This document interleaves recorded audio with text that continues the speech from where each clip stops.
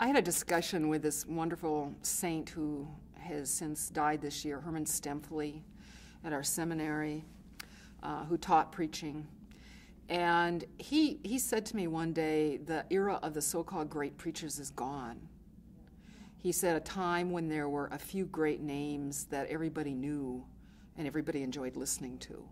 And he wondered out loud why that was. And we had a good conversation about that.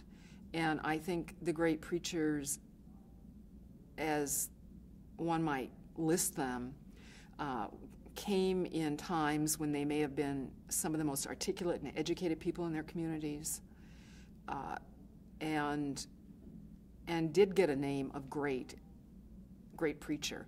That also happened in American history because of the different movements in the field of speech communication, where emphasis on public presentation might have been a big public draw for people to come and hear a great orator or to come and hear a great speaker.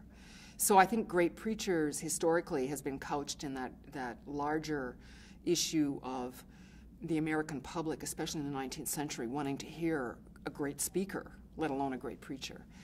But I think one of the benefits of what I think one could say is the process of making a great preacher is that there's been a greater sense of all the different types of people that can be called to the pulpit.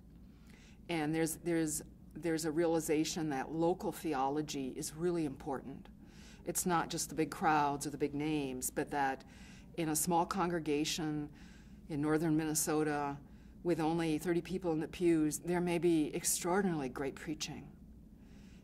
And yet, just because people don't hear about it or publicize it outside the congregation doesn't mean it doesn't have great effects in people's lives. So I would say the process of becoming a great preacher is a matter of education and temperament and inclination, and also just a pastoral investment in the lives of one's people. And I think those things create a great preacher.